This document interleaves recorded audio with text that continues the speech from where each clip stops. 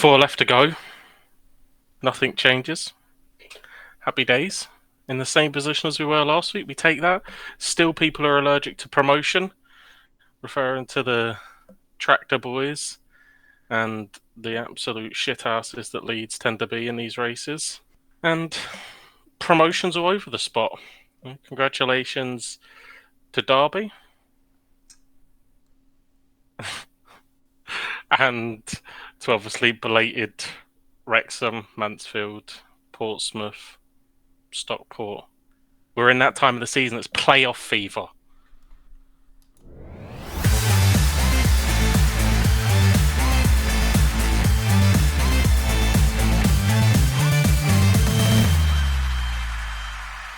Hello, ladies and gents, and welcome back to the Football Booth Podcast, episode 23. My name is Fen, and John alongside me, as every week, as joyful as always. I've got Mayhem. How are you doing, my friend?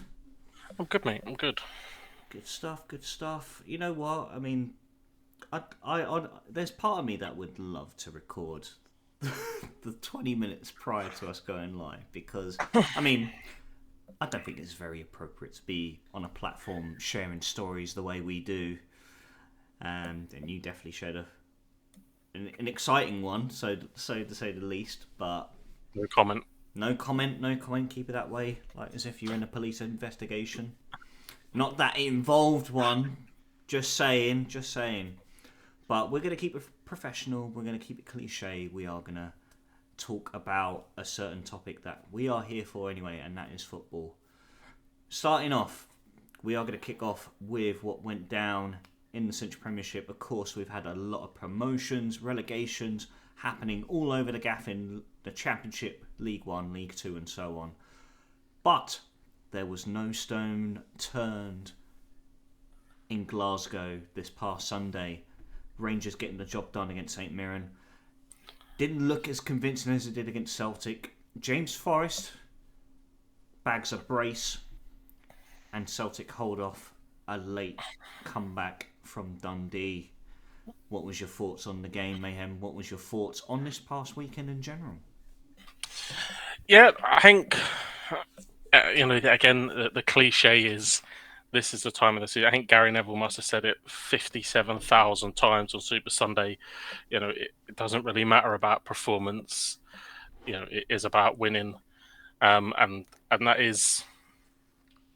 that's what needs to happen now. That is the tale of the tape. Yep. Win at all costs. I thought we started brightly. Kuhn was looking lively, cutting in, had a couple of shots, pulled out an okay save from the keeper. We had a corner that was flicked on by Scales where Taylor got round the back post and headed it back across, and the keeper fingertipped it sort of across the face of the goal. And that was all within the first 7 minutes. So we opened up lively. We were popping it about. Callum McGregor still looks a few yards short of what we would normally expect from him, but yeah, not quite 100% just yet. Yeah, I thought Atati was good in the opening stint. I thought Matt O'Reilly was linking up well. That said, Kuhn was going and causing problems. Forrest looked lively. Hatati had a chance as well in the box. The cross had come in and had been headed back across and sort of landed at Hatati and hit it on the half volley and just went wide. So we had opportunities early doors, and it felt like it was a matter of time. Just after that, Hatati pops the ball into Kyogo. I think miscontrols it, but that pops up perfectly for Forrest, and with a beautiful volley sweeps it into the bottom corner, and that settles everything down, because we're at the time of the season where every game is nervy. So that settles everything down. I think Dundee then grew into the game. No doubt they had highlighted our left side as a potential place to attack with Taylor, and Scales had obviously looked at the Aberdeen game. They were prioritising crosses in towards that back post area, and they nearly got some joy from it. But Joe Hart never really called into action, never really having to make any meaningful contribution. So the first half was okay. Obviously, we're going up at 1-0 up. We Dundee had definitely come back into the game, but we was in a decent enough position. Come out for the second half, just never really got going. Dundee were firmly on top, corner after corner, which they've been fantastic from corners this season. I think they've scored the most in the Premiership. So it was a worry. We were conceding so many. And they had a few opportunities, one that they headed just wide, and you could definitely feel it was building. We weren't getting our interplay going, wasn't clicking. But we dug in, rode it out, and then some defensive fragility from Dundee, dawdling on the ball. Forrest nicks it off him, goes to Hatate. Hatate tries to slot him in, it bounces around. He gets to be a bit fortunate with the bounce. Takes it straight away on his weaker left foot, goes for power through the keeper's leg, 2-0. And at that point, you exhaled. Right, okay, 20 minutes to go, 2-0 up, job done here. Let's just be sensible about this. But oh no. Oh no. 3 minutes later, again, another corner comes in.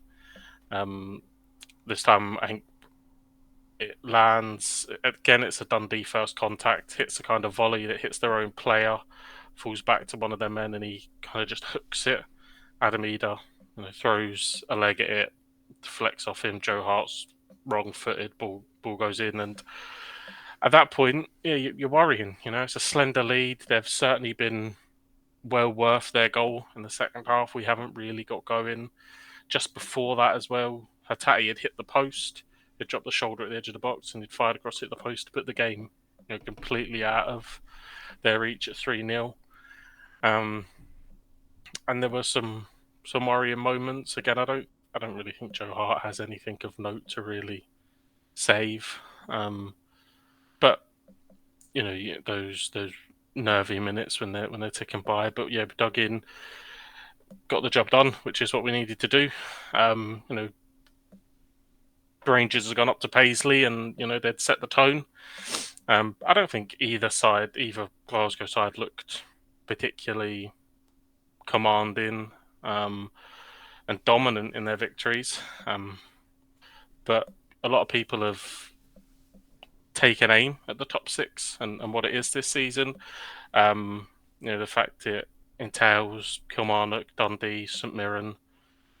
A lot of people have said it's the worst top six that there's ever been, but I think Dundee and St Mirren shown why they were up there. Rigid, hard to beat, and posed a threat going forward.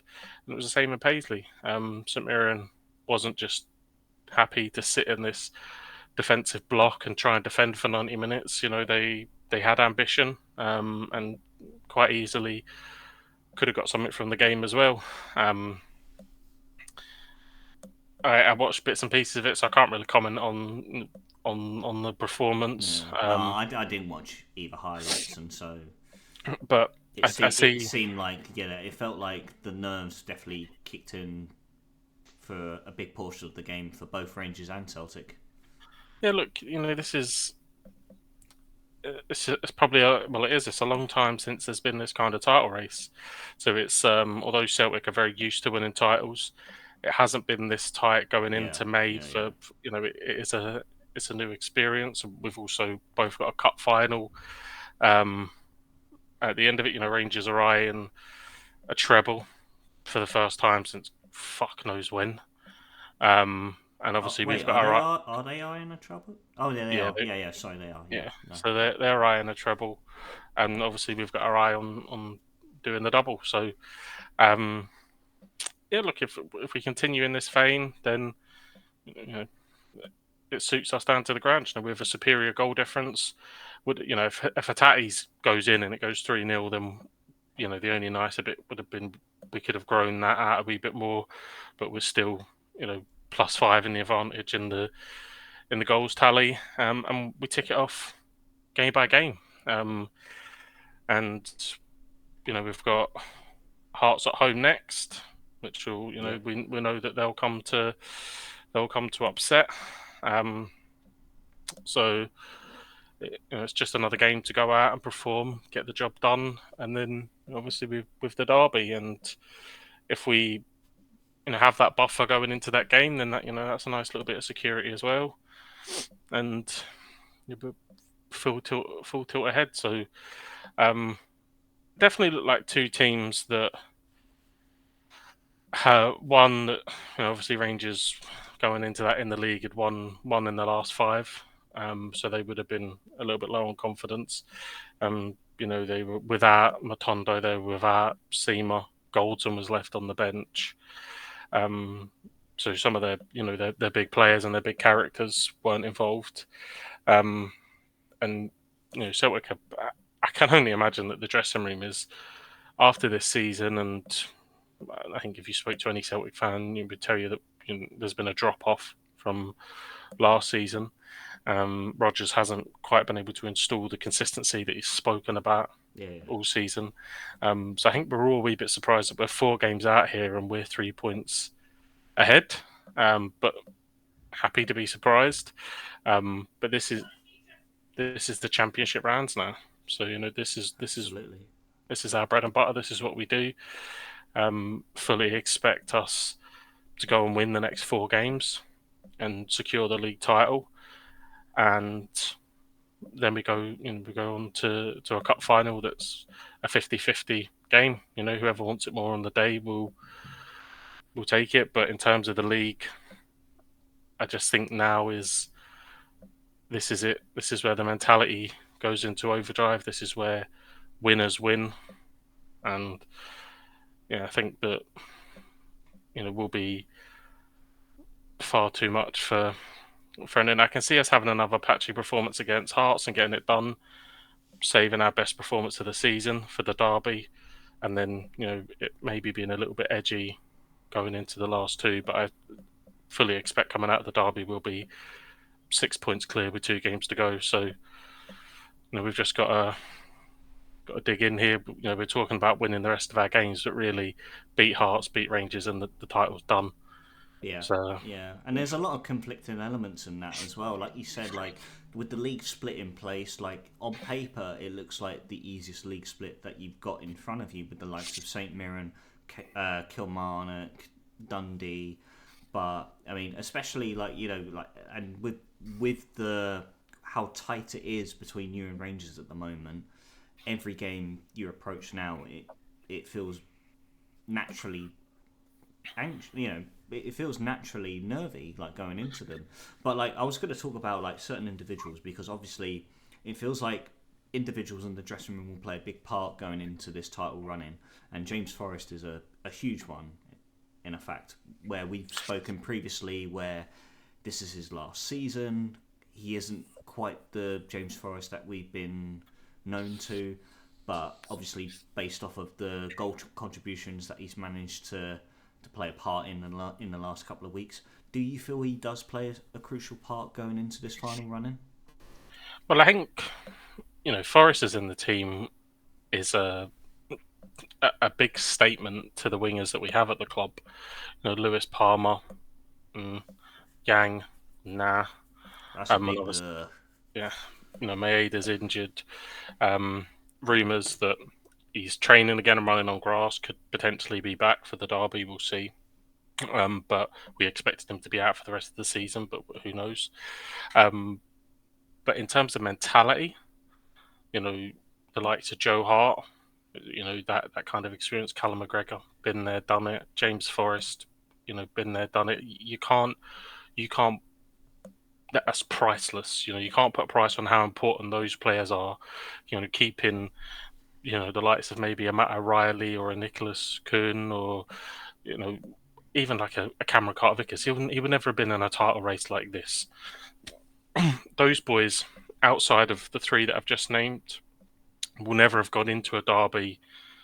Joe Hart would never have gone into a Glasgow derby in this fashion, but obviously he's played in Manchester derbies and he's been around big games that have big Yeah, their impact. portfolio speaks for themselves. Yeah, So, the rest of the team will never have gone into a derby quite like what they will come the 11th of May. So, having those characters to control a dressing room, to calm everyone down, to relax them, to go through the same routines because they've been there, done it.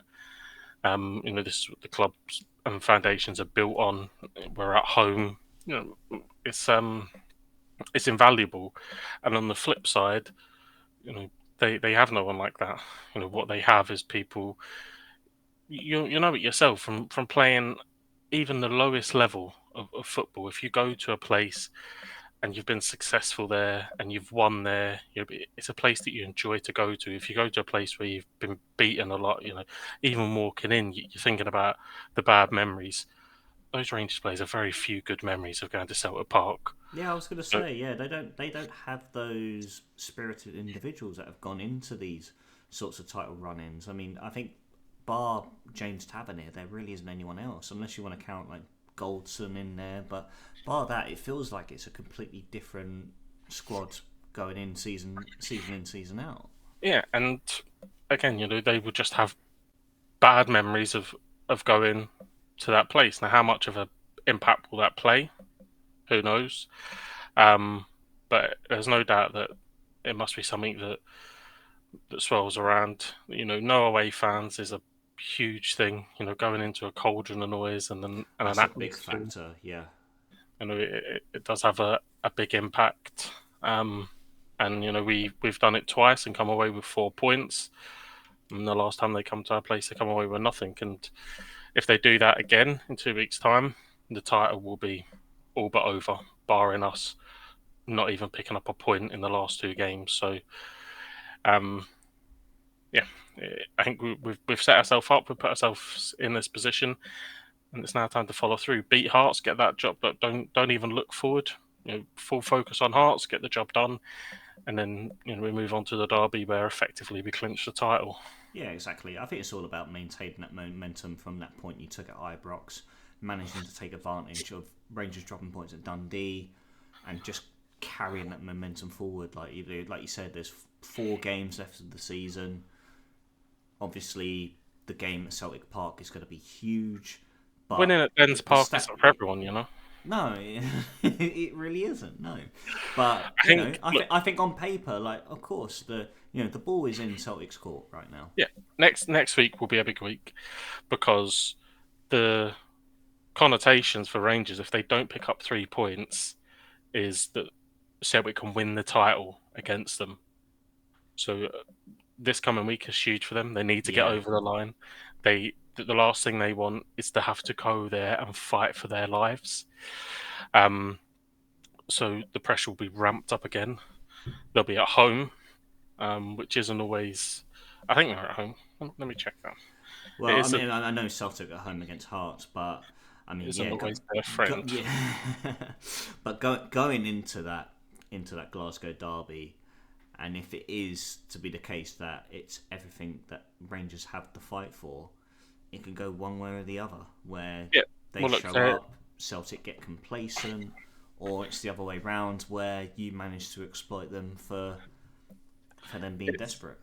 it's yeah. So it's that they play at home. It's against Kilmarnock, but again, not only will it be ramped up, but if we do our job on Saturday, we'll be 6 clear when they kick off. Exactly. Yeah. So it's all these tiny, tiny little margins. They're going into that Sunday knowing that if they lose, not only is it effectively title over, 5 point. If they even do with the draw, 5, 6 points behind with 3 to play, then next week they could potentially lose the title in a place where is literally worst scenario outcome. So it's a big weekend followed by a huge weekend. Um, so we just got a tunnel vision, and that I'm fully confident that what we lack in maybe the flamboyancy and skill of previous years, we still have that mentality. What we've lost Jota and we've lost those kind of flair players, but we've still got McGregor, still got, like you said, people like Forrest, still got the same coaching set up. John Kennedy been there, done it. Brendan Rodgers obviously he's been there, won titles. So that's the mark. That's the That's it, setup. yeah. And the finish line is so close now. Like I didn't realise it was as close as 4 games. It's Yeah, really, really close. The finish line is on the horizon. And so yeah, fingers crossed that those individuals can really amp up that dressing room and can really go out there and get 3 points next week. They go into the game against Rangers the following week, and they wrap it up in the best place possible. Yeah, look, the pressure will be huge for both It teams absolutely will be. Yeah. next week. Hearts will be fully confident. They've played very well against us this season, beaten us at least twice, maybe even more. Yeah. And the last on their last trip to Celtic Park they won, so there'll be no fear. They'll be coming. Lauren, it's well documented where Shankland's loyalty lies, so he'll be desperate to have an impact. So we'll have to be at it. I imagine that Joe Hart will be busier than he was against Dundee. Not to say that Dundee didn't put up a fight. They were certainly up for it, but I imagine they'd be a bit busier. And but this is been here before. These are big games. These are championship games. You go and win these games, and that's what we do. And fully confident that that's what we will do. I'll still be shitting myself come Saturday. Because that's what the title running does for you. You just get nervous about games that you wouldn't normally be nervous about. Hearts at home wouldn't be a game that you would be, really amped up and nervous for. But there'll be a nervous energy in the crowd, and that's why it's important to get off to a good start, get on the front foot, and settle everyone down, because there will be tension, because we know again, the potential impact it can have. Absolutely, and obviously got the confetti on standby, and so as long as things go to plan, Celtic wrap the title up, then it'll be party, crack open the cold ones, but this is now where the business really kicks in. This is where the numbers need to be counted. The individuals that we've stated, McGregor, Forrest, Joe Hart, they need to be vocal and a big influence to that squad. Yeah, this is what we do. So we ramp up. I think we're unbeaten in, I can't remember what the number is, 13, 14 games we're unbeaten in, coming into this run in. This is what champions do. You get into this kind of February, March, and you start to find a winning formula, and you run with it, and you go on a run, and that leads you to a title. So we're in good form. Maybe not playing our most fluent and best football, but certainly grinding out results, and confident that we'll do that over the next 2 weeks, and that puts us on the precipice. Yeah, fingers crossed. And pressure is going to be a big word to use in today's episode, because pressure surely got to some championship clubs over this past weekend. Leicester sealed their return to the Premier League, but in the most unlikely circumstances, where pressure got to a certain club known as Leeds United, who were in action this past Friday night and completely self-destructed against QPR. Shipped 4 goals at Loftus Road. Very uncharacteristic, very, no one saw it coming. But Leeds just completely folded to them. They seem to have been in free for a few weeks. And this is, okay, in recent times, Leeds have been very good, got themselves promoted, stayed in the prep. But this is old style Leeds. Get yourself into a really strong position and then self-destruct. It must feel very familiar for those fans.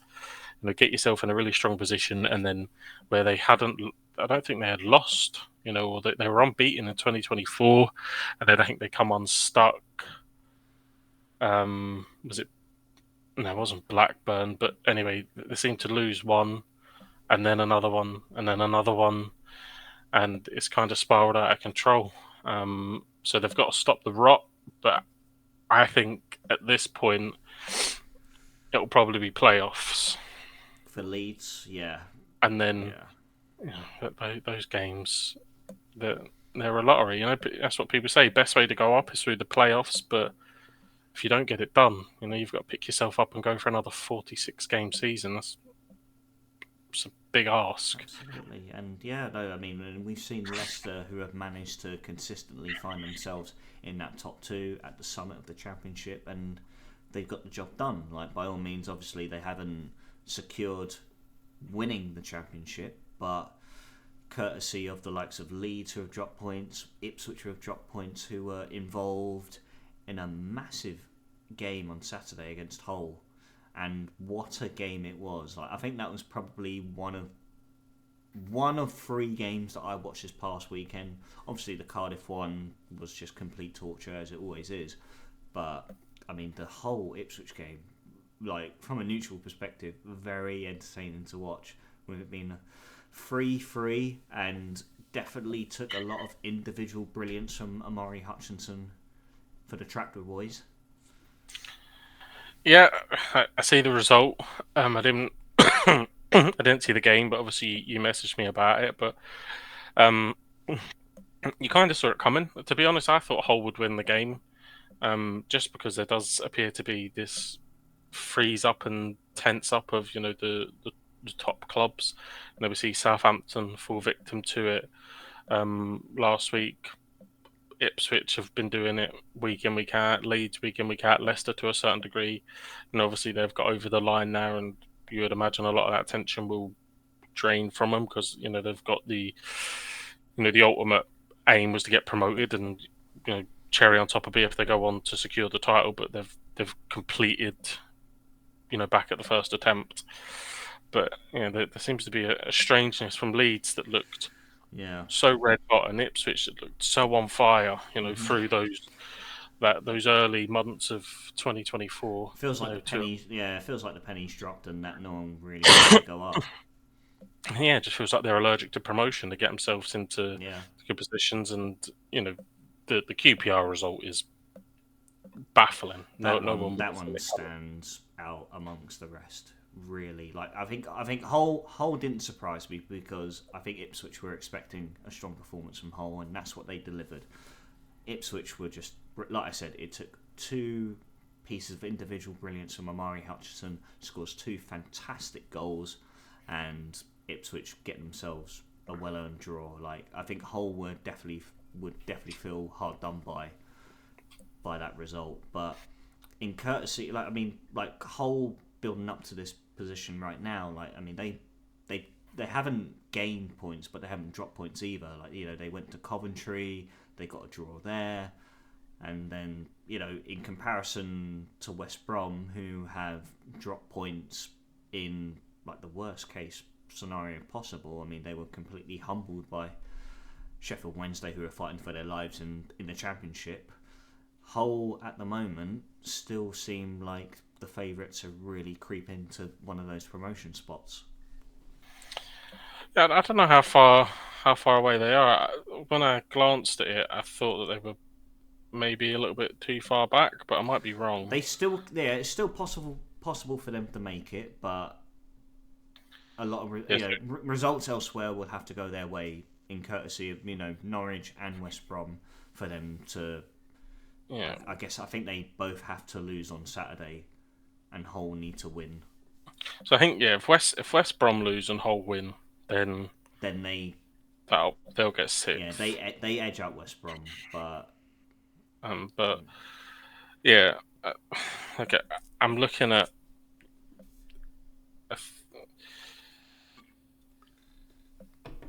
I think that my gut just tells me that it's maybe a little bit too little, too late. Hull maybe needed a little bit more at Coventry, needed a little bit more against Ipswich, and they'll probably just come up short. Um, and obviously, Leeds of Southampton on the final day, which is going to be an incredibly tough game. Ipswich go to Coventry, and tough if they get a game. point, there, then that puts them in a pole position to be promoted on the last day. They just have to match Leeds. So, yeah, look, it's going to be tight, but it's brilliant as well. It's exactly what you want. And Plymouth obviously fighting for their lives. Birmingham have dropped into the relegation zone. I think I predicted them to go down. So it's nice that one of the I things think I I think predicted. we both. I mean, we both said Birmingham, and I think we backed Sheffield Wednesday. But courtesy of the result they managed to get against West Brom on the weekend, they're in a good position to stay up. Yeah, look, I mean Huddersfield. It almost looks maybe too much of an ask. Mm. They're not mathematically down, but 3 points behind with the goal difference. Yeah, I think the Really, odds are stacked against them. really, it looks like it's Plymouth Birmingham for the for the drop. And that's good. Still City Derby next year. That'll be fun. That'll be good. I haven't Fucking haven't seen one of those in a while. Derby coming up. Can't wait for Snowgate the second to come around. Yeah. Got rid of Raingate, but we get Snowgate in return. Derby going up does make me want Forest to get relegated, though. That's another good derby. Yeah, it does, doesn't it? Yeah. Sorry, Forest fans. But That's look, right. We're not influencing the VAR decisions against you, by the way. Don't worry. But I think most Forest fans would be disappointed. But their team is stacked. I would expect them to come straight back up, and all they three would of them. they would get an opportunity to thump their neighbours. I'm not saying that Forest want to go down. I'm not saying that. Yeah, but the Premier But League's so boring. Like, why the hell would you want to? you do. Of course, you want to stay in it. Of course you do, because the media tells you it's the best league in the world, and the financial gains. Well, And exactly. I think it's all about the revenue that you manage to look, draw in, look, isn't look it? at the players that those Forest fans are going to see now. The likes of Colin, Hudson Odoi, that Rayner. Players that just wouldn't be near their football club if they weren't playing in the Premier League. Probably shouldn't have been near their football club anyway, Well, considering the exactly. financial I fair mean, that play. Giovanni Reina, wasn't he dubbed the next best thing since sliced bread as well? And he's ended One of up those, finding himself at City Ground, playing for Forest but that's on what happens. loan. Mate. No one wants to go anywhere else. Like Borussia Dortmund couldn't fight off Nottingham Forest. That's where Borussia Dortmund are in the semi-final of the Champions League, and they couldn't battle off Nottingham Forest. That's what the Premier League's become. Just I mean, I honestly, yeah, it befounded me when that deal concluded. you've got. Like, where was Justin Kluivert before he went to Bournemouth? He was playing for one. He was playing for a Yeah, top. he was at Roma, I think, You know what I mean? before. Yeah, again, top European club playing European football, and then all of a sudden, yeah, Vitality Stadium. I fancy a bit of that. Yeah, a bit of Everton away. Yeah, sure, do it. It's the money. You know what I mean? Yeah, exactly. Yeah, because it just draws the revenue, and I think that's why clubs want to maintain themselves in that top flight, is purely to just support them financially and to help them strengthen to even remotely compete with any other side. I think Nottingham Forest will stay up. No, I they think will. that They will. Luton will go I, down. Luton will go I down. I think reckon. I think the fact that they've got Burnley is what they're because of the season that Burnley have had. That's what they're banking on going into the last game of the season, being able to beat Burnley. But happy that Everton are up.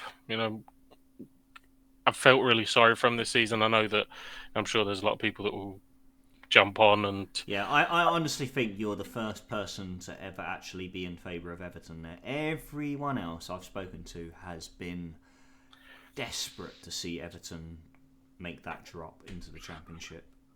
no, I really like them. Like a wholesome family club, you know, good values. The underdogs. They're going up against one of the giants of English football as their rivals, and they thrive on it. They love it. The first time, I think it was since 2001 or something. They won at Goodison against Liverpool, or you know, goosebumps kind of things. So yeah, I think they're. I really like Everton. Um, Probably, obviously, we know my connections with my dad and my brother, and obviously them being Spurs fans, so obviously I have a soft spot for Spurs. But they would probably be that if I was going to support a team out of teams that I liked in the Premier League, I would probably gravitate towards Everton. Oh, okay, that's fair enough.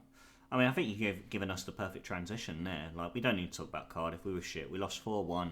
Errol Bullock might sign a new contract. I don't know. But Middlesbrough did what Southampton should have done last week, and that was take their chances. And that's what Middlesbrough did.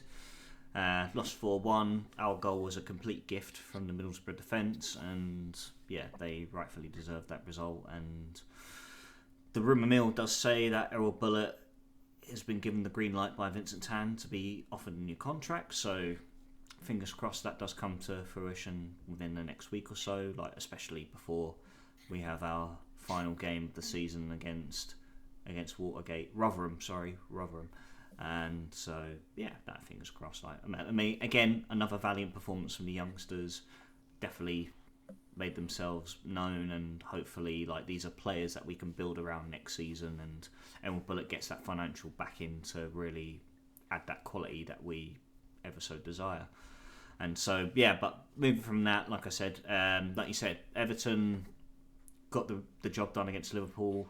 Liverpool also then followed that up with a draw at the London Stadium against West Ham, which pretty much rules them out of the title running. But Arsenal got the job done pretty much the first half on yesterday against Spurs. It was a controversial second goal. Obviously, there was the penalty incident build up to that, and then I personally don't think they're penalties. I think they're very soft, especially the first one on Kulusevski, and then the second one he just really falls into it. But then they get him on the break. Saka makes it 2-0, and then a set-piece masterclass from Arsenal in that first half, which really got them their first and their third goal.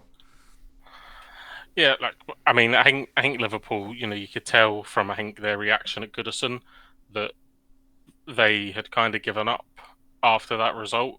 I think it spoke volumes that they went and then failed to win at West Ham. I think it was such a sucker punch. If you think about the results and the people that they've lost points to, they've dropped points against United that were desperate for them not to win the title. They've gone to Goodison, they've dropped points at Goodison against an Everton team and fans that were desperate for them not to win the title. And you could tell from Trent's reaction and the bench that they were dejected, and I think they kind of knew that maybe Arsenal could drop points. Maybe they had hope going into Sunday that Tottenham would be able to rally and get a result against Arsenal. But it's City and the juggernaut that they are. So yeah, obviously Liverpool have self-destructed and ejected himself out of the title race.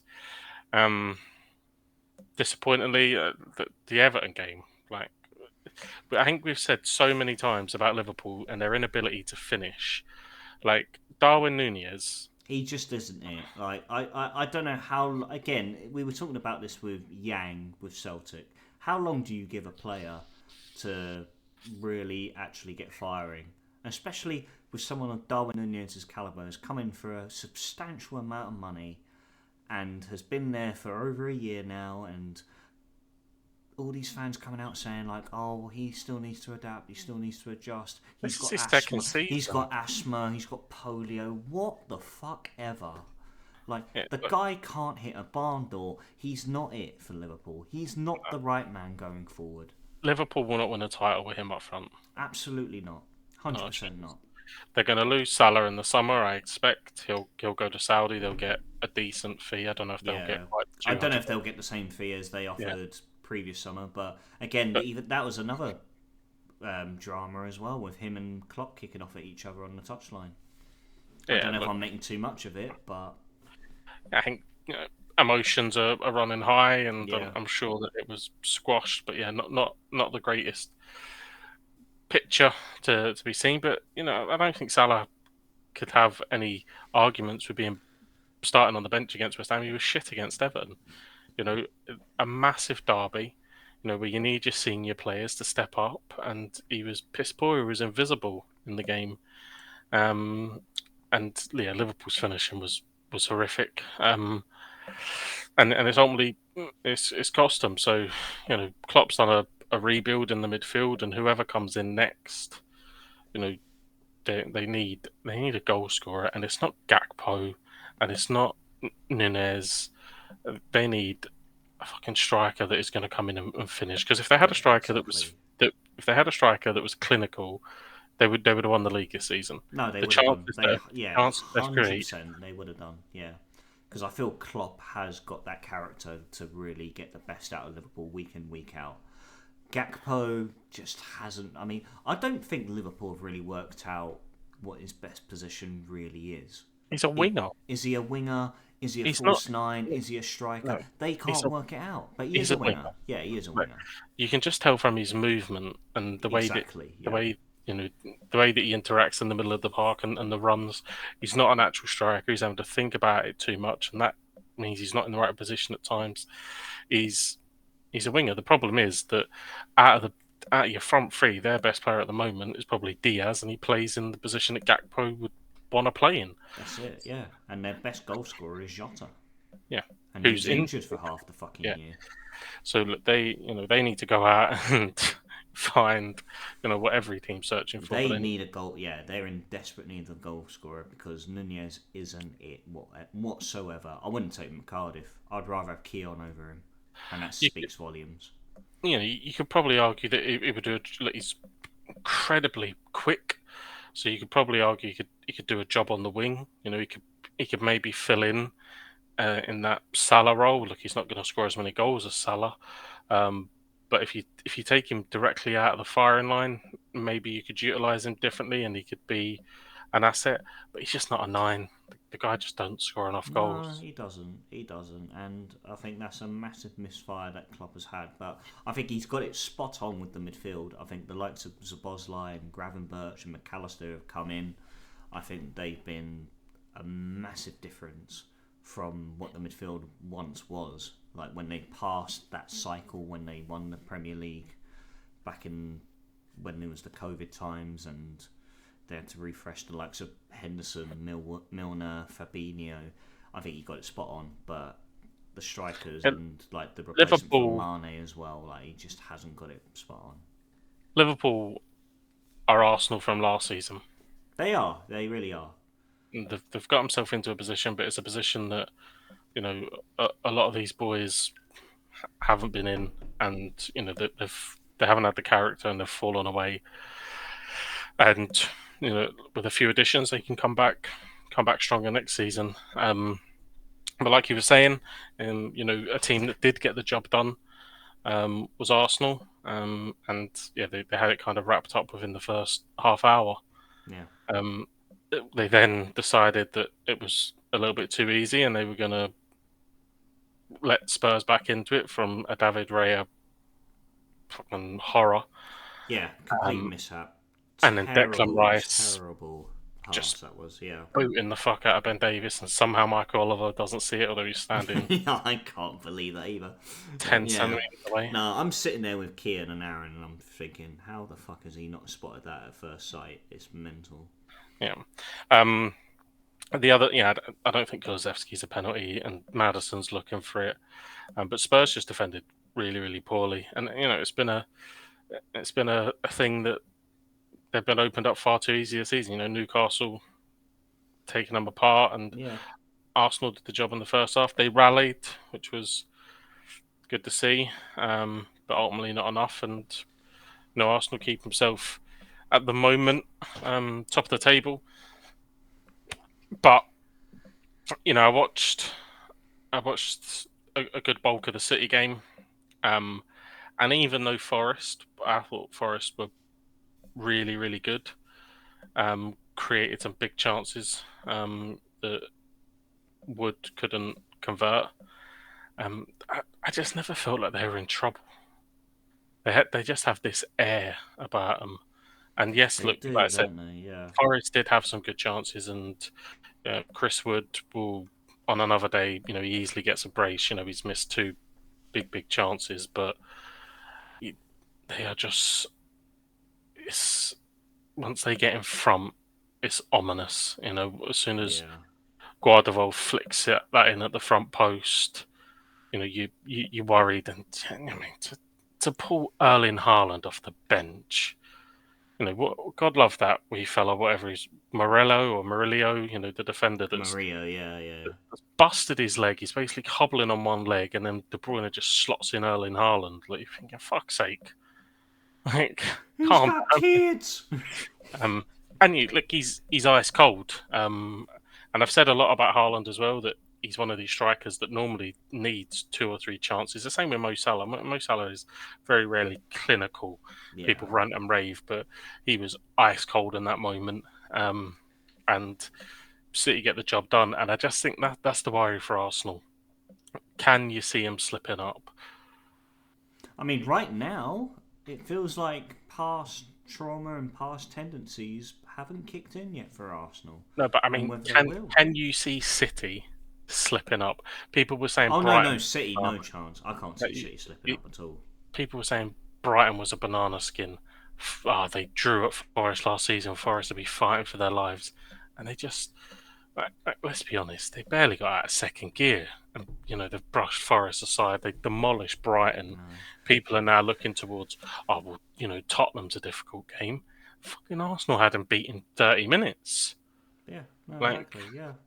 That so was it. And the thing is with City, they always have an outlet. If it's not Haaland, it's De Bruyne. If it's not De Bruyne, it's Foden. If it's not Foden, it's Alvarez. They always have an outlet.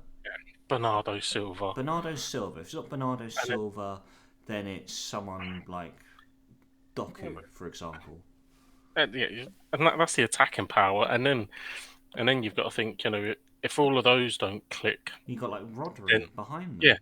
Rodri will just find something, or Guardiola from a corner. Guardiola, yeah. And you could Uh, put him at centre back or left back, he'll still produce something.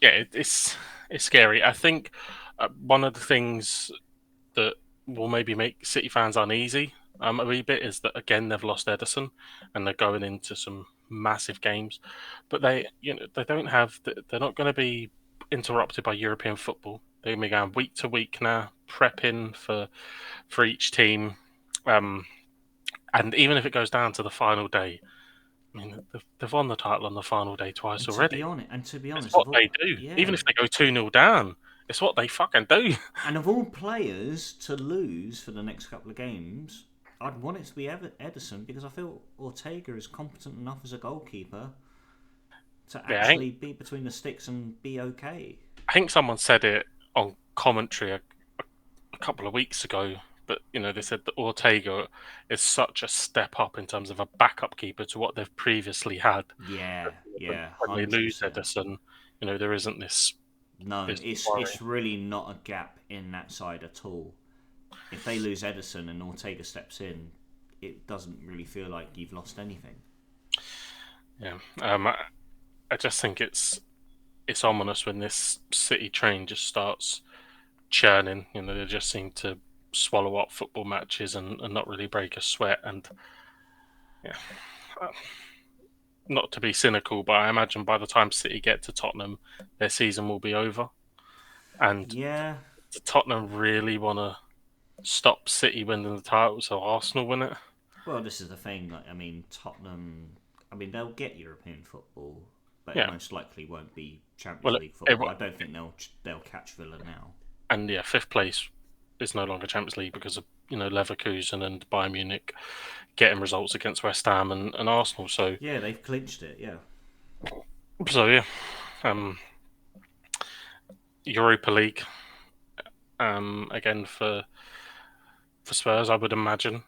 Barring some immaculate results and a capitulation from Villa, but Yeah, well, I mean, that's not even what the. I mean, obviously Spurs do have Man City to come, but their next challenge stands in the form of Chelsea on Thursday night. Very weird night to have a and fixture, but like. it's a problem game. That's a problem game for like sometimes teams just have blocks at certain places, and Tottenham just seem to have this block at Stamford Bridge. Never perform there, hardly ever win. Yeah, and Uh, Chelsea have been okay in recent weeks as well. I yeah, mean, and going to Villa Park and getting a draw, which could, controversially, should they have won in the end, but they've gone and got good results. I mean, barred the Arsenal game where they got absolutely humbled. I don't yeah, think they've been too bad. yeah. Uh, it would be an anomaly for Spurs to get a positive result there. Um, there'll be a lot of heat on that game because obviously Poch and he's maybe said some things that have angered Chelsea fans. But yeah, the seasons are just petering out. So I think Spurs are comfortably get fifth, um, and really and truthfully, I would imagine that when City come to town, when they score, they may not cheer, but inside they may be doing a happy dance. If City come away from the Tottenham Hotspur Stadium with a win, they may be doing the happy dance because they will not want Arsenal to win the title, as No, they should. of course Why, not. why the fuck should they? No, Now, of course you not. know, Ange isn't going to go full shit ass and play the kids, obviously, but you know, I, I doubt very much that No, no, there'll exactly. be too Yeah, much disappointment. I think there'll Um, be a little bit of leeway going in City's favour to ensure yeah, that look, Arsenal do not clinch that title. yeah. So the fans, I think, will be, even if they just don't get thumped 7-0, and I think they'll be, Yeah. well, darn, we didn't beat them. Um, We tried our best. We put Pape Sarr in goal when he almost did a good job. um, but veering off, what I do want to talk about a little bit, veering back down to the Football League, is playoff Yeah, fever. it is playoff fever now, yeah. Love these games. Like they Oh are. mate, I'm actually buzzing for these. I've been buzzing for these more than fucking Cardiff games in the last 6 months, mate. Like I can't even honestly. Bolton Barnsley on Friday. I don't get why League One's going before League Two. I think that's strange. Like League Two playoffs have got to wait a Yeah, long time. and that's the thing. They usually play the League Two ones before League One, and then Championship will follow League One. And so I don't know how the schedule's Yeah, changed in that sense. yeah, it's strange, but yeah, buzzing. I love these games. To watch them as a neutral, um, they're fantastic. Obviously, I've been to a few of them. When I was a season ticket holder at Cheltenham, been to a few of them, and the atmosphere is red hot. They're wild, man. They are Um, wild. and they're the best games to be involved in, especially if you win. Obviously if you lose, they're gut wrenching, but they're fantastic games to watch as a neutral. And good luck to all that are involved. Are you? So if we're looking at them right now, so we got Barnsley, Bolton, Oxford, and Posh. Who are you backing? Oh, you stole my question. Sorry, I should just keep my mouth shut. You You stole could my do question. League Two if you want. You could I was do going to League say Two. you're going to put your neck on the line and make a prediction. Okay. Um, so right, let's be fair, and we'll start with League Two, and we'll work up, and we'll have a cheeky dig at the Championship, so we'll just do it a week early. Fuck it, Yeah, why not? fuck it. Why not? Why not? Just throw a Um, few more teams in there. so League Two is McDon's Okay. um, against Crawley, All and right. Donny Rovers Ah, fucking Donny Rovers, mate. against Crew. Um, I think the McDon's will Ooh. beat Crawley, and I think Doncaster will beat Crew. I'm backing And Donny Rovers all the way there. Donny Rovers. I just, you know, no one likes McDonald's, so Yeah, fuck them. I would, unless you're from Milton Keynes, and then you still shouldn't like him. Or if you work, or if you work at Chesterton World Adventures. You shouldn't have a football team. So fuck you. Um, yeah, I would tend to agree. I think Doncaster will go up.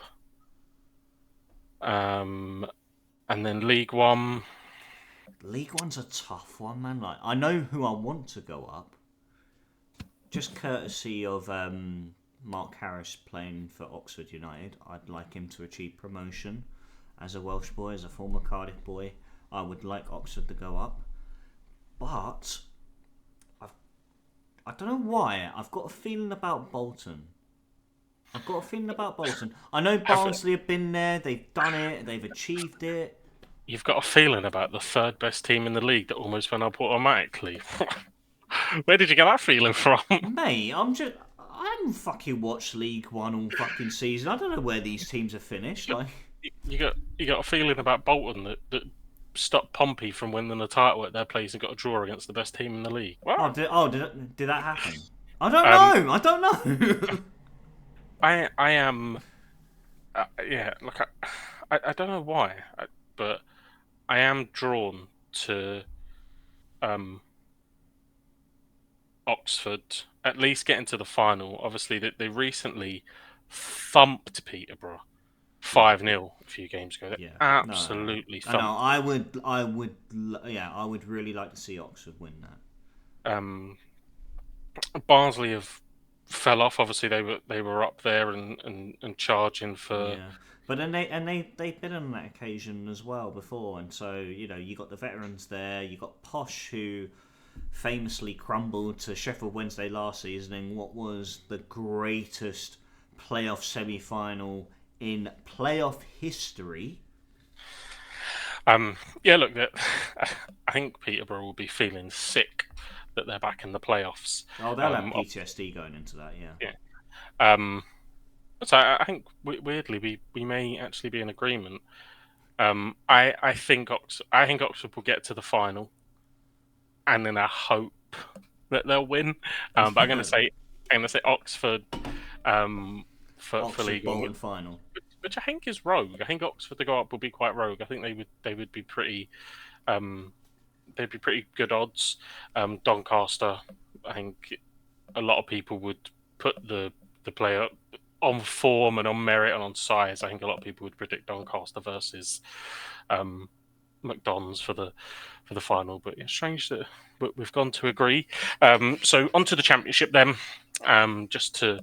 We may as well piss off a load of another league.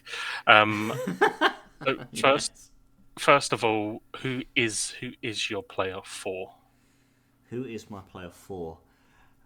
I am personally, because I still feel that Ipswich will take advantage of that game in hand.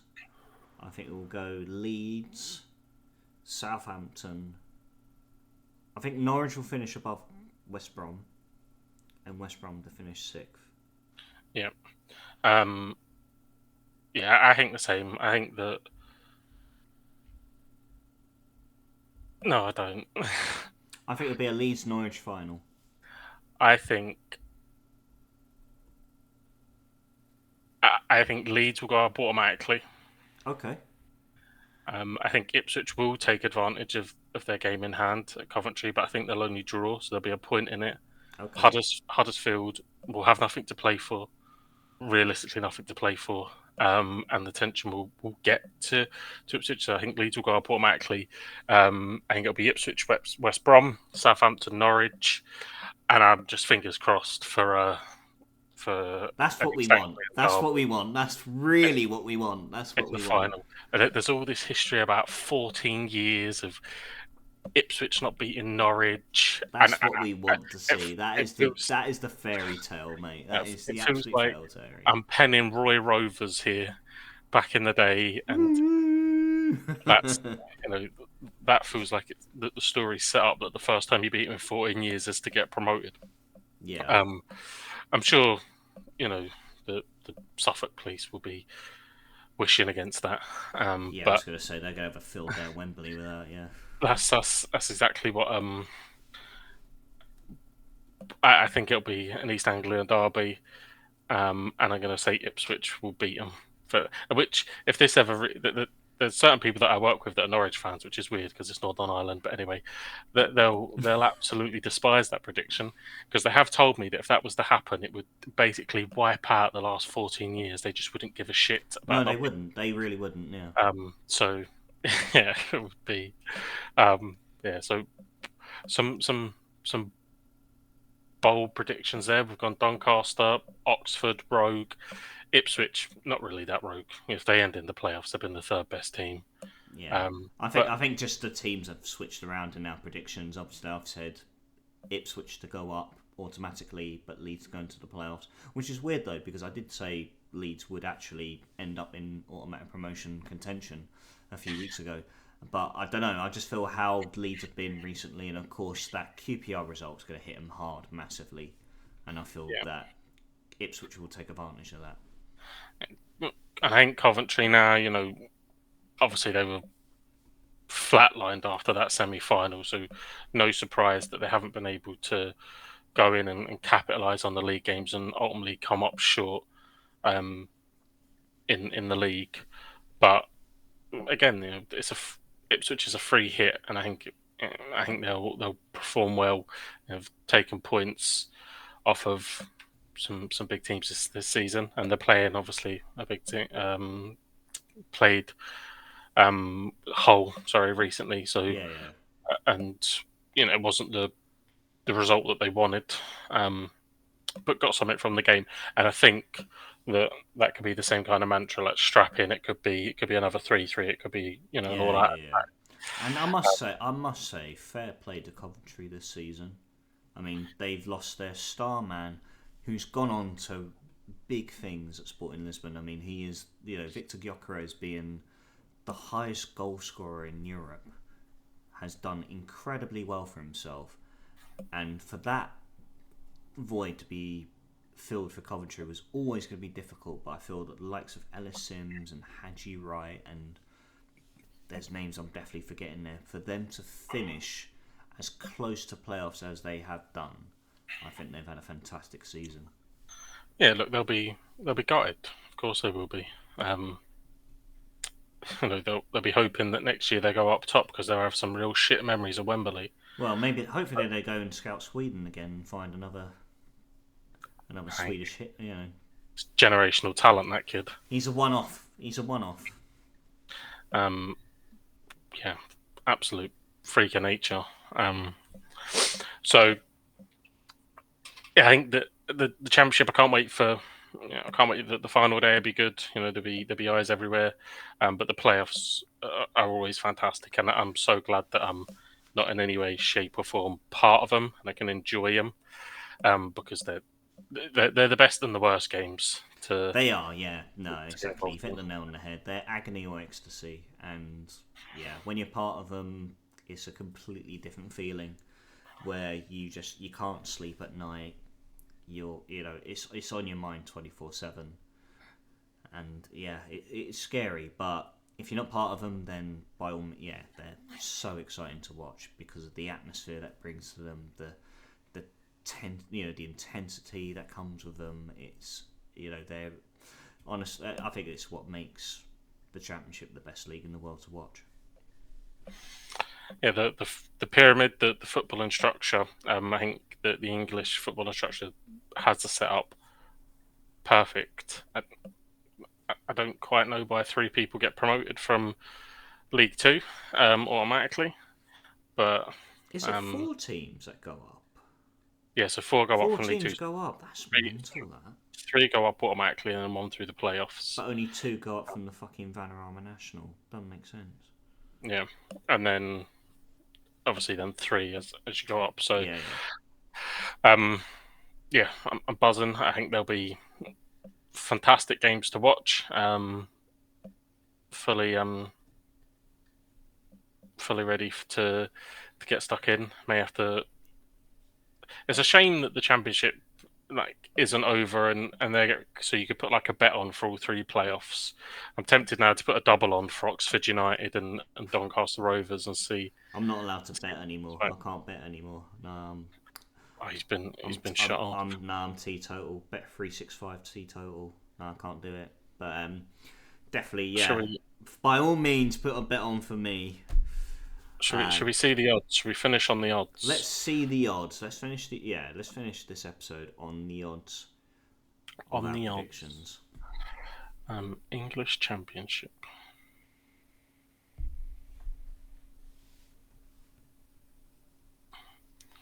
On the Championship, League 1, League 2.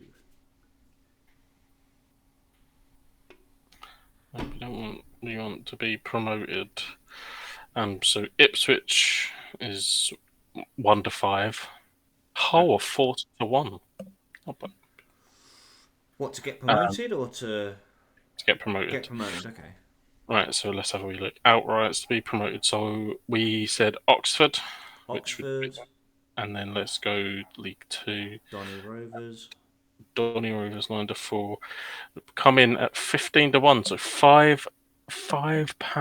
Great British Stadium, we get you 81.25 back. That's a night out, isn't it? Yeah. It's a night out. It is. If you want to go big balls and start being a baller, you can put a tenner on it and you get 162 quid back. Oh boy, that's 2 nights out. But I don't promote When the fun stops, stop. Yeah, exactly. There we go. Exactly. Yeah, you said. Now, Yeah, you now, feel no, now, perfectly no right. one can encourage us for promoting gambling. As long as we're gonna get a sponsor. Bet 365 on the blower. Yeah.